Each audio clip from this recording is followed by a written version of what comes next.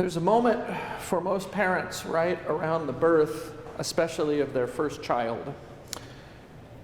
It's a moment of anxiety or maybe even panic when they think to themselves, oh my gosh, I'm responsible for this life. And there's this awareness that things might go wrong. Things probably will go wrong.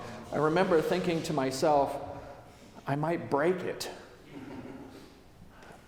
But there's this particular awareness that comes very likely before birth for mothers for whom are given the privilege of being co-creators of life with God. It is always a privilege in our prayers, as we heard Jesus praying this week for those whom he had taken the trust of care for, to be in prayer for those who have been given, entrusted with the development, with the growth of a new life, to bless them as co-creators with God. And for those of you who have had that experience of being mothers, I don't know if you ever thought of yourself that way, of being one who was intimately involved in the bringing of new life into the world, but it is a sacred blessing and responsibility. It doesn't come without anxiety. It doesn't come without worry. As a matter of fact, that probably is a frequent part of the journey of parenting, and particularly of motherhood. But it is one that is born out of a sense of devotion that is particular between parent and child, arguably especially particular between mother and child. Many people will say we are hardwired biologically to care for our own progeny, to give them every opportunity and advantage, and to provide for them in a special way over other people's children, because it is in our own self-interest to perpetuate the gene pool. Not untrue.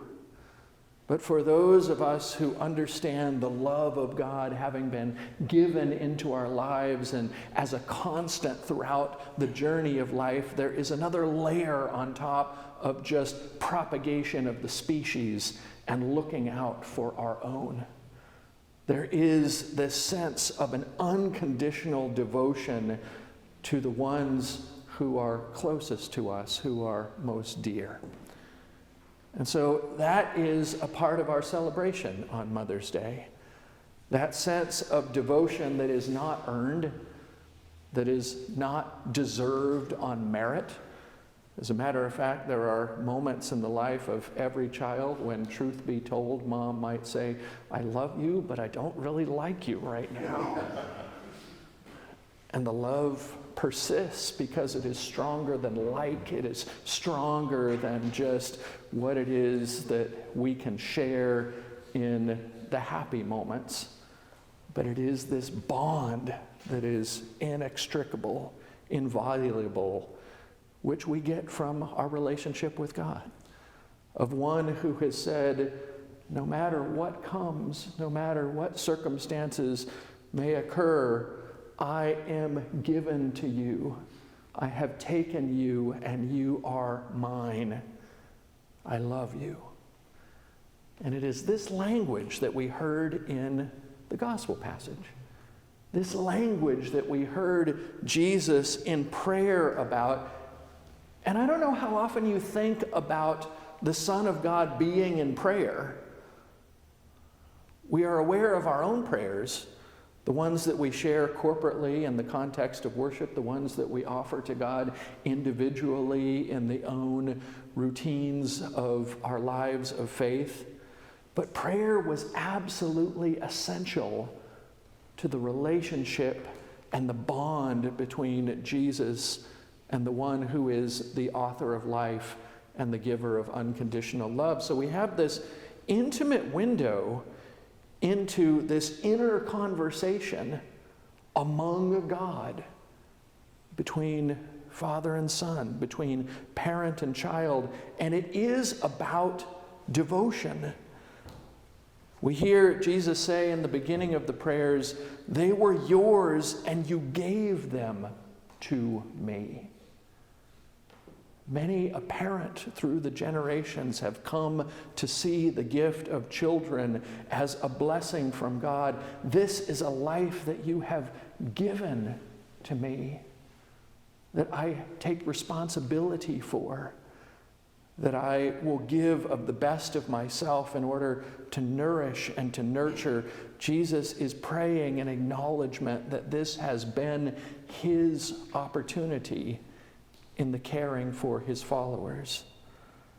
Now they know that everything you have given to me is from you. For the words that you gave me I have given to you, and they have believed that you sent me. He is talking about the way in which he has passed along to them what he has received from God. And isn't that the way?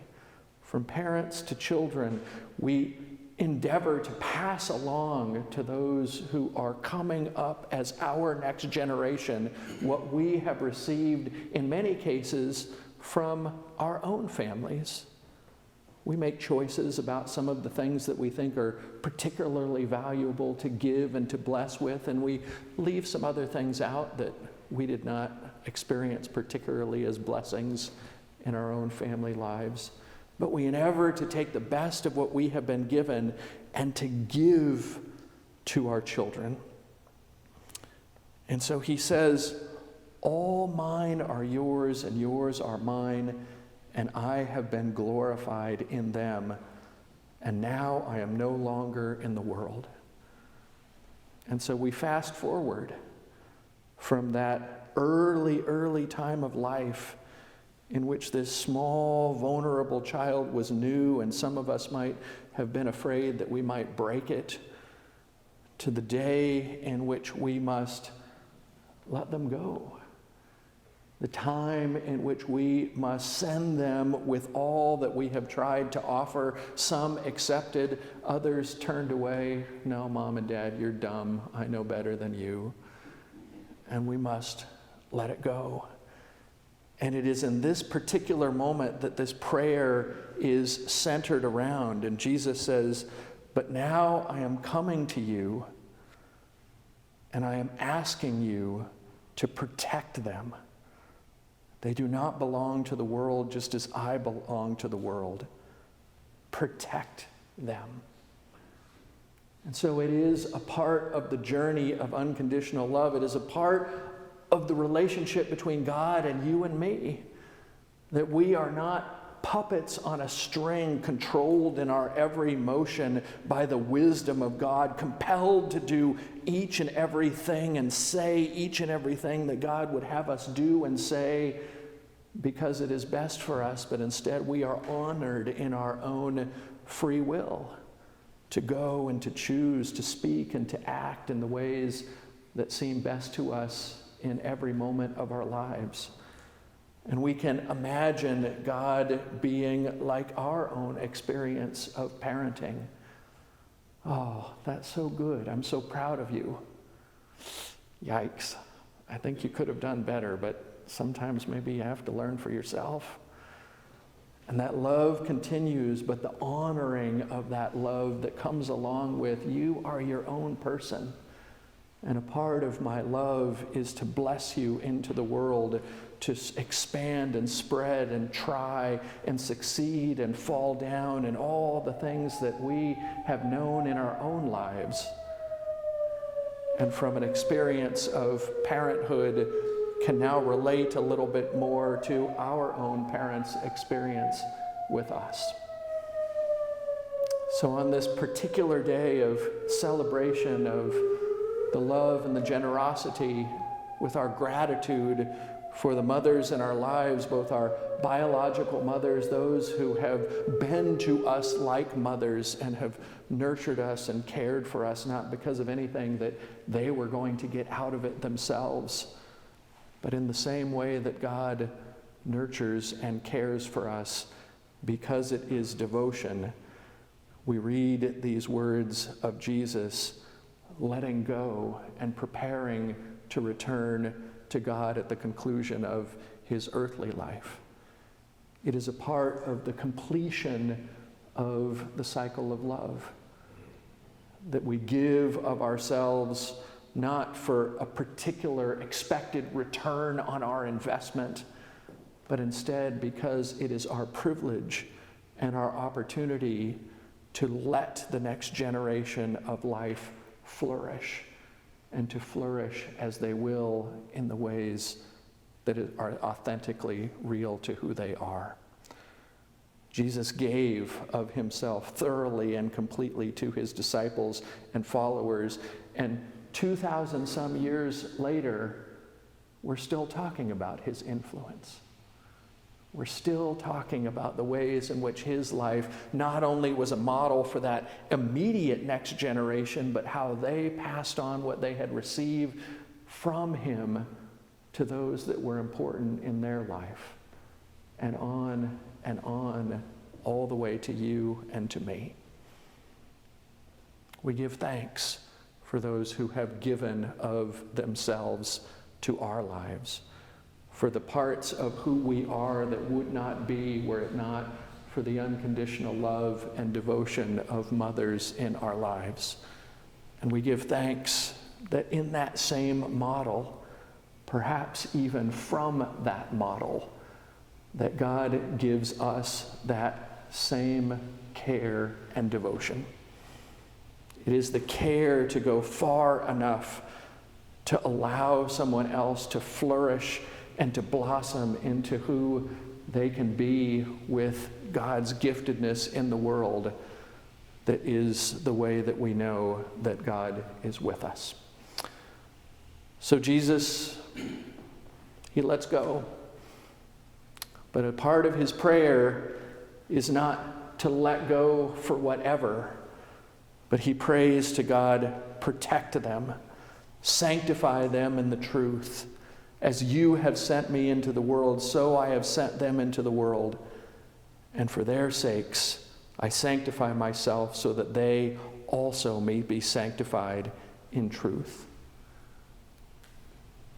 I don't know how often you think about Jesus in prayer, but this morning we are prompted and given an insight and a window into this inner conversation within God. And we are told that he has prayed for us to be sanctified. You are holy and precious because God's love surrounds you and fills you and is available to you to the greatest extent that you choose to welcome it in. You are sanctified by the love of God. We are blessed and sent into the world by the love of mothers and parents in our lives.